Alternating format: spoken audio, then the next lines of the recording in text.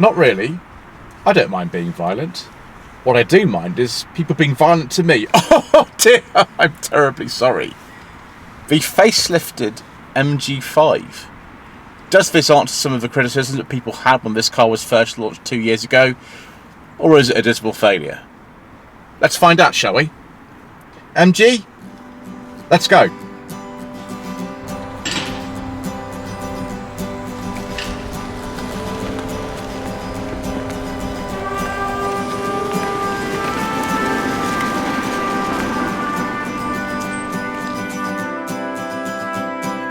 Here we are with anchors tying us to what we'll call home, even if the sight of it has not yet touched our eyes.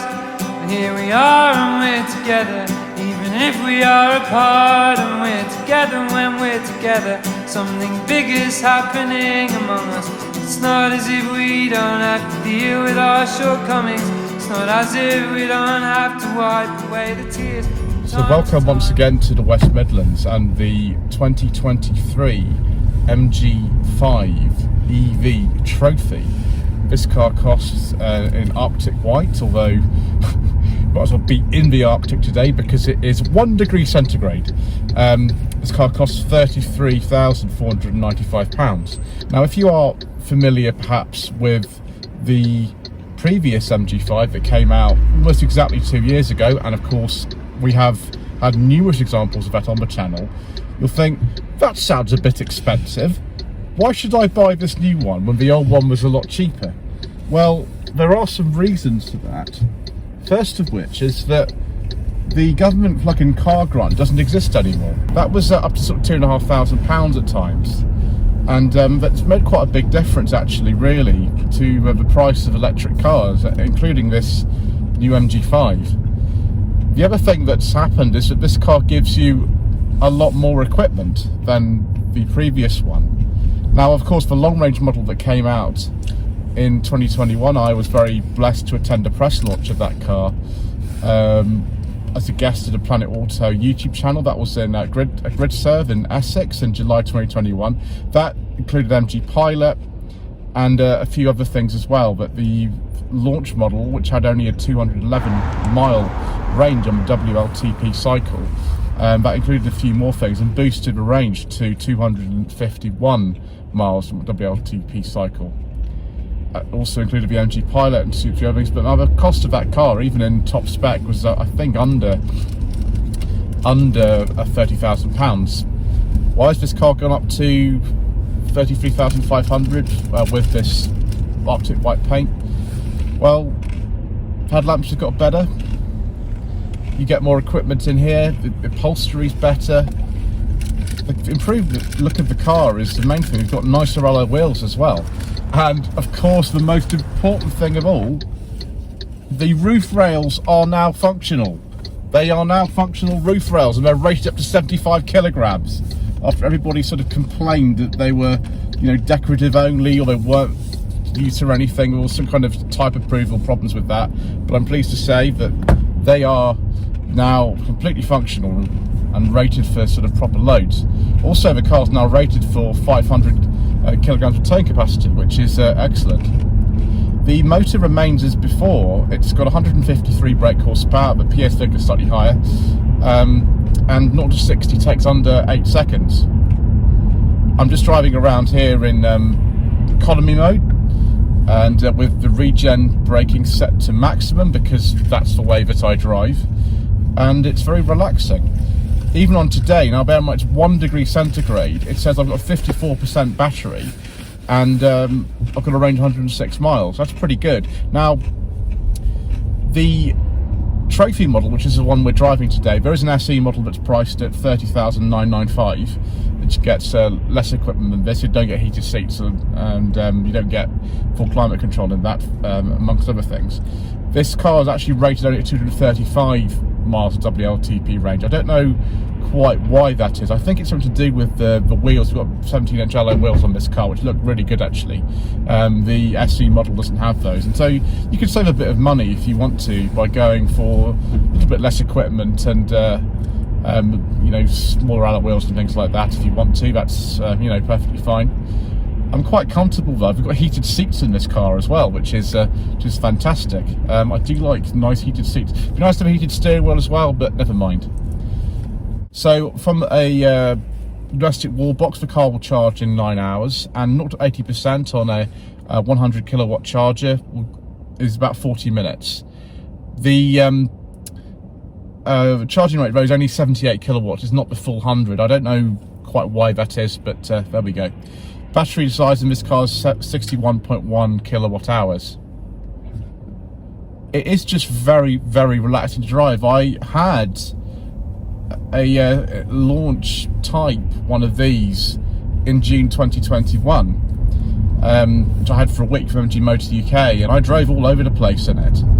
I also used the granny charger as well, and it took about I think 19 hours to charge it up fully from the cable that was coming out of my window, which was totally insane. But you can do it if you want to. I wouldn't recommend that. I'd recommend if you have one of these cars that you definitely get yourself a wall box. That is my top tip.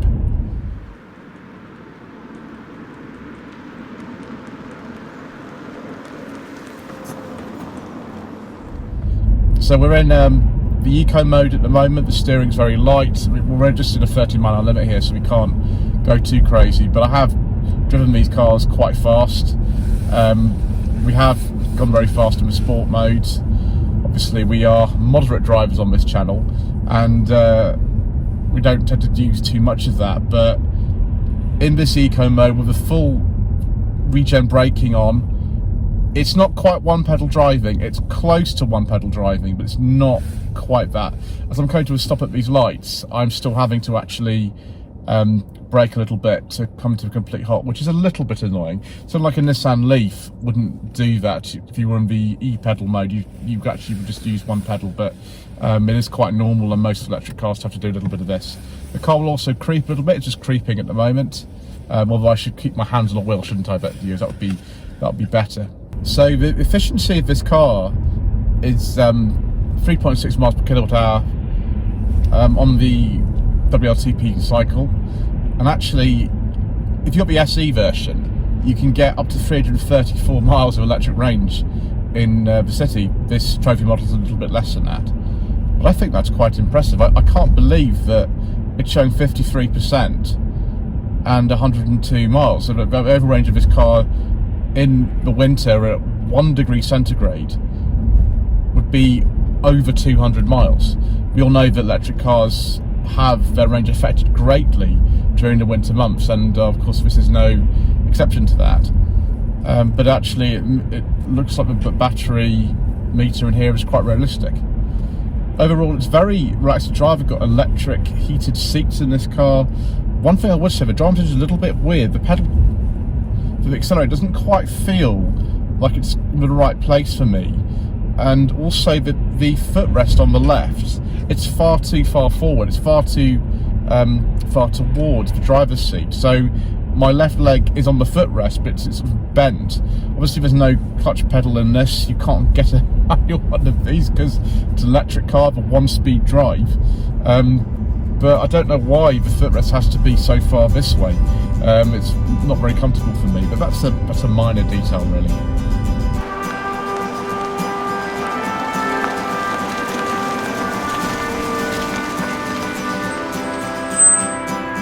Here we are with anchors tying us to what we'll call home, even if the side of it has not yet touched our eyes. And here we are and we're together, even if we are apart. And we're together when we're together. Something big is happening among us. It's not as if we don't. Ooh, welcome to the bongs. Well, that was thoroughly relaxing. Let's see how practical this newly facelifted MG5 is by taking a look in the boot.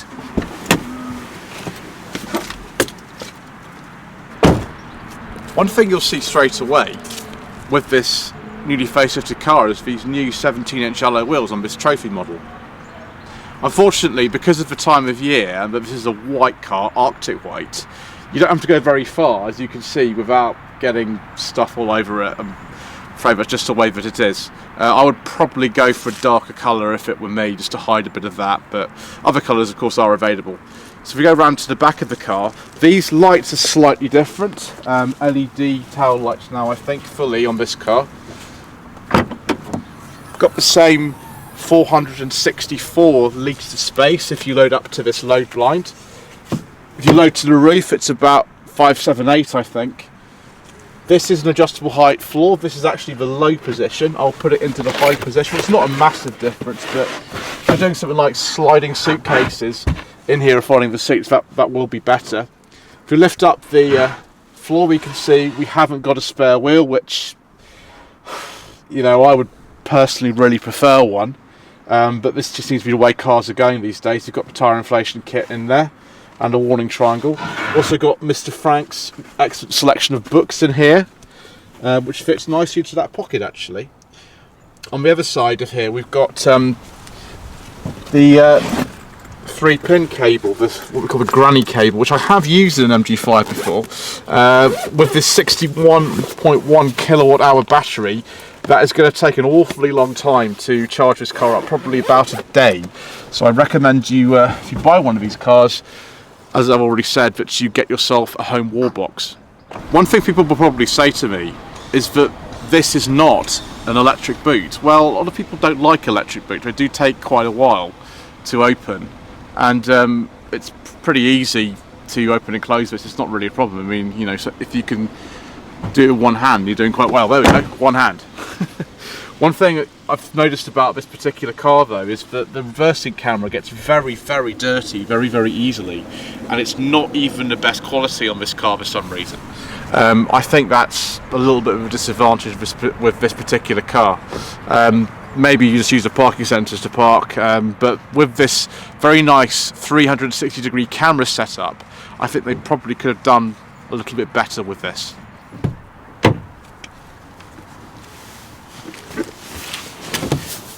One of the things that I'm very aware of in this car is the floor's quite high, so my knees are quite high up in it. Now, it's not necessarily a problem. You can put your feet underneath the seats and have quite a comfortable position. In fact, a lot of these cars are used as private hire vehicles, particularly in London, and so this is something that we'll be looking for when getting one. But it really shows that this is designed as an electric car because the batteries are underfloor in this. The upholstery has changed since the pre-facelift car. We have this kind of what Fiat calls sequel stuff in 500e. I don't know what MG call this, but it's kind of like it's a recycled plastic material, and actually it's fine. It looks quite good. Another thing they've done to differentiate this from the petrol Ranger cars is to incorporate this blue stitching. MGs traditionally have red stitching, but this is pretty good. Headroom is absolutely fine. There's plenty of it. I'm only 5'11", I'm not particularly tall, and I've got plenty of room. This is my driving position as well, so I haven't altered this. That's exactly where it should be. The door handle feels good. The door tops, and actually all the other plastics on the door tops and the dashboard in this car are hard touch. Now that might not be a problem for you at all. I just figure if you're paying £33,500 for a car, you might want to feel a bit more luxurious in that respect, but other respects is good. We've got this material again, this sort of sequel type stuff on the armrest here. Even the window switch feels better than it did before for some reason. I don't know why. We've got this sort of piano black here. This is also for some reason a black strip in here, whereas in the front it's blue. I don't know why. It would be nicer to have that in blue, but that's a minor couple really. We have got the centre armrest here with the cup holders. The rest of the upholstery, which isn't the sort of sequel type stuff, is Artico leather. It's not real leather, which probably if you're buying an electric car you don't want real leather, do you? These are the lights here, come on with this little push. One really weird thing is these are not LED lights, they're just normal incandescent bulbs. I don't know why that is, but there we go. The grab handle is actually slightly damped as well. It's not sort of as violent as I would expect, which is good. That means the car does feel reasonably good quality. You can fold these seats down, of course. And you do that, you just got to make sure really that the low blind door, or floor actually, is in the up position rather than the low position, because then you can slide things forward. I have to take this headrest off if I wanted to fold it all the way, but you get the idea. So yes, just as practical as before, and with some very nice new touches.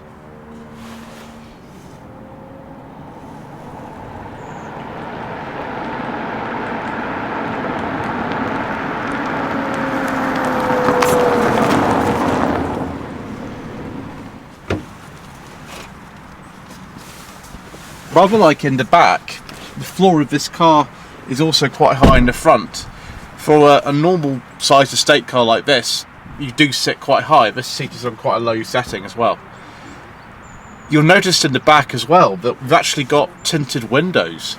I'd even call that privacy glass, which is a huge thing for MG. That's not been the case on their sort of post 2017 models at all before, which is which is strange. Straight away on my left hand side, this big new centre console, which comes almost all the way up to the steering wheel, is a huge change from what happened before. There are some changes for the better, some maybe not so much. The thing I don't like is the heating controls have disappeared completely. They're not here. They're actually in the touchscreen, apart from one button there. That is not something I like. I'm the sort of person that really likes physical heating controls, and I know the fashion these days is to put them in the touchscreen mostly, but that's not necessarily a positive change from my point of view. One thing that is good is that you can put quite big things down here underneath the centre console, like my mount. You can put that straight in there. You've also got two USB ports in here. One is for Android Auto, Apple CarPlay, which I've got this cable plugged into here, and other one is for anything else. That's the charger for my MiFi. So you can tidy the cables quite nicely in there. The only thing is, when you're trying to put the cable in from this side, like putting it to there, it's really difficult to actually see what you're doing at the same time as doing it. That side's fine. Just something to bear in mind, really. There are two rather large cup holders here with little springy bits in them. It would be nice to maybe see that covered up. It would be better, but never mind. Armrest in here is very nicely damped. That feels very heavy and expensive, which is nice. There's no sort of chiller in there or anything. Got a little mat in there too, which is good. I like the way that they've really lifted the dashboard of this car. It's a shame that the quality's not necessarily higher. It's still kind of hard plastic on there, but we've got this sort of metal effect here. We've got this select blue line that carries most of the way down the dash. It actually matches these end of the stalks, which shows this car's got the MG Pilot fitted. The vents are quite low. I don't know why they're down here as opposed to up there. I don't really understand that, but there we go. We've also got the rotary switch here for the gear lever. That is something which first came in on the ZS EV in 2019. They've actually changed the makeup of this to make it look a bit different. I don't know why they've done that, but there we go. That's the auto stop start, I think. Don't know why you need that electric car, but it's there. We've also got the handbrake release. This car's got an automatic handbrake though. You don't really need to use that most of the time. What I do really appreciate though, and something that you don't find on an MG4, which shares a lot of the interior technology with this car, is the physical mode selector and a physical switch here for the regen braking, or KERS as they call it, kinetic energy recovery system. That is the kind of thing that makes me feel that they've really kind of listened to feedback from the previous model, and they've kept things like this, which are a big bonus.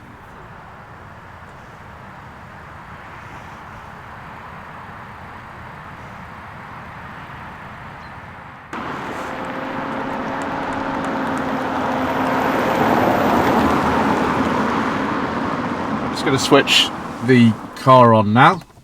We do actually have still a button here as opposed to the MG4, which has no start button at all. There is no start button in that, and some people say you don't need one, but I personally prefer this. I think it's better to have a start button than not have one.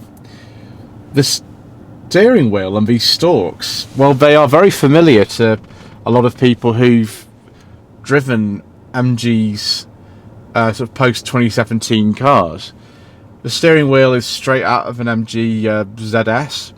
These stalks have been around for almost 10 years. They actually were introduced in the MG3 in 2013.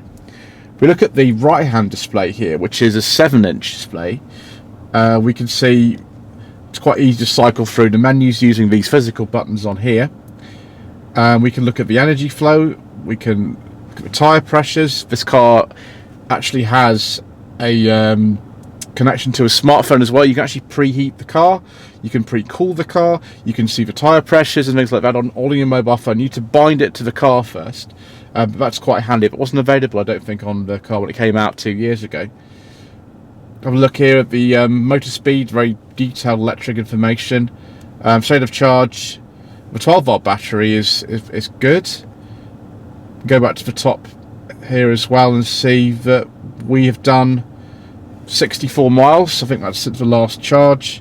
Average speed is 19 miles an hour. Obviously been stuck in traffic, and not particularly good efficiency, 2.4 miles per kilowatt hour. On this current journey, we've actually done a little bit better. Again, 12 miles an hour. It was not the fastest journey. And then that just shows you the time and a nice picture of the car, which actually is correct. This is a white car, but if you had a black or a blue one, that wouldn't actually be the best.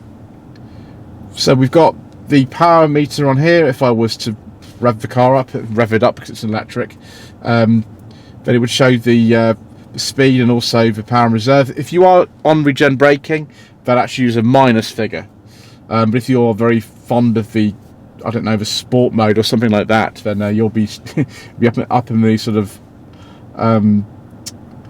nether regions up there. One thing I don't like about this car is that every time you turn it off and on, it forgets what driving mode you're in and what level of regen braking that you had. So it defaults to comfort mode and setting 2 for regen braking every single time. So it's just as well that MG have included these physical switches, because that's what you want to do straight away, is adjust those modes. It's kind of annoying, but there we go. So a big improvement on last time. This is a 10.25-inch infotainment display taken from the MG4. We have fewer physical buttons this time, but we do still have some, which is good. Android Auto, Apple CarPlay are available. I actually have used this today, and Android Auto was absolutely fine. A new feature for this facelifted MG5 is vehicle to load, or V2L, some people call it, which means you can plug in, I don't know, a kettle or something like that to the car, and it will actually power your kettle or whatever it is that you want to do. So we've got charging and discharging. DAB radio, of course. Navigation is on here. I personally would prefer Apple CarPlay or Android Auto. That's where we are, at Hemley Hall in Dudley. I have to go back, so we can either press this button at the top or we can use this physical shortcut button just there. For the media, I've got it muted at the moment. We've got the BBC World Service on. We've got 2 volume buttons here. I prefer like a rotary thing or something, but you know, you can also use the controls on the steering wheel. We need to go now to the second menu. If I can just do that, there we go. We've got all kinds of things on here for the air conditioning and energy management. We've got the built-in user manual, which you're going to need. The 360 cameras, let's have a look at those. So as you can see, we do have a reversing camera, and the reversing camera is currently on, but it's really not the best quality, and that does probably need a clean, but that's not going to affect the definition of it necessarily. We can even go 3D on this, and we can see that we've got a sort of a picture of a car that looks like something in a 1990s computer game, but it's fine. I like 90s computer games. And then you can choose the individual cameras if you want to. We can select them here. There's the side one. The other side, we've actually got cameras in the mirrors here, and there's a front camera as well, which is good. Even on there. So if you were in a bit of a tight spot in a car park, that becoming really handy. We also can go back to the 2D setting as well, like that, if you want to, and look at the side and front cameras. Depends really what you want to do. Yeah, that one, it does need a clean, doesn't it? You can turn that off, of course. One thing I really like about this car is if I go into drive, and if I do that, the cameras actually comes on automatically on either side of the car. So there's the right side of the car, and there's the left side of the car. So if you're turning at junctions or something like that, you've got a view, somebody, I don't know, comes on a bicycle by the side of you, you can see it. So I think it's really good. I prefer maybe that display in front of me as a driver, but that's also perfectly fine. So we've got some vehicles such as MG Pilot. Now this is MG's suite of safety features: lane keeping assistance, there's a speed warning, speed control mode, intelligent. That's interesting. I don't know what that really means. Traffic jam assistance. Yes, you can actually have the car drive itself pretty much in a traffic jam. I haven't used that too much in cars, but I did use it in an ID3 and it was good. Front collision mode, we can turn the sensitivity down if you need to. We can turn off automatic emergency braking if you want to.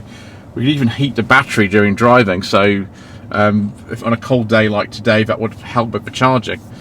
Convenience features. One thing I absolutely recommend that you do, because switching between Android Auto and the other functions on this screen is really hard unless you actually select this little star here on the steering wheel to toggle between Android Auto and the normal car menu. I've got to actually put my phone in to do that, but that's what it's there for. So you can select that little star there to go on Apple CarPlay, Android Auto, which is good. Got automatic door locks and also power folding mirrors in this car, which is good. And then we've got adaptive lighting. It's got full LED headlamps in this car, which is good. And you can even select the delay for Follow Me Home. So yeah, plenty of technology in this car. I'm very grateful that MG haven't forgotten. Be quiet. I am very grateful that MG haven't forgotten to include these physical shortcut buttons. So if you want to go to the heating and ventilation system, you can just press this button here, and now the car does have heated seats. This is a trophy model, so it does. There's also an automatic setting on there, and you can point the air sort of where you want it really. We can have it down there, we can have it up there as well. It actually shows you on here where it is if you want it to be on a demist. There's also a maximum demist button here. I would prefer this just physical buttons down here, but this is okay. And you've noticed whatever thing we're doing on this infotainment display, you can also go to the 360 camera. So there's the maximum demist, there's a reheated window, that turns the fan on and off, which I've just done. That goes home, and then there's the volume buttons just there. Here are my secret mission documents. Let's see if they go into the glove box behind this panel of very nice sequel type material. But it looks promising, doesn't it? No. Thwarted! Despite MG branding, this car is not suitable as some others for spy work. So we can put the secret mission documents away in this door pocket. It is quite big. There are also door pockets in the back as well. Now, the steering wheel is nice to hold on. I prefer some blue stitching or something on here, otherwise it's the same as the ZS. I don't know why they haven't made it more exciting, but there we go, it's perfectly good. These stalks though, same as on my old MG3, they're perfectly good, but the ones in the MG4 are a bit nicer. We've got automatic lights in this car, of course, auto wipers. The rear window is very small in this car, so you are going to have to use that very tiny rear wiper judiciously. I wish actually that headrest in the middle was a little bit smaller, but there we go. So on this panel here, we've got the same as on the pre-facelift cars, really. The lock buttons are there, handle feels nice, bit of blue striping here, and then unfortunately hard touch door tops, but some people don't bother that kind of thing. I mean, my Samuel Tivoli's got those, it's just the way that it goes, really. Nice feeling material though for these electric mirror switches here, and the electric window switches. And then this sort of sequel stuff here. That's going to be quite hard wearing, and then a little bit of Artico leather on the door. It feels almost luxurious in here. In conclusion then, what do I think of this newly facelifted MG5? Well, most of the changes actually do make this a far better car. The unfortunate thing is, you pay for it, and the heating and ventilation controls being buried in a touchscreen really isn't something that I like at all. Oh, terribly sorry. Well, at least he had some guts. Thank you for watching this episode of Tweed Jacket Reviews. I source cars for people on a professional basis. To find out more, please visit the links in the description below. Thank you. Touched our eyes.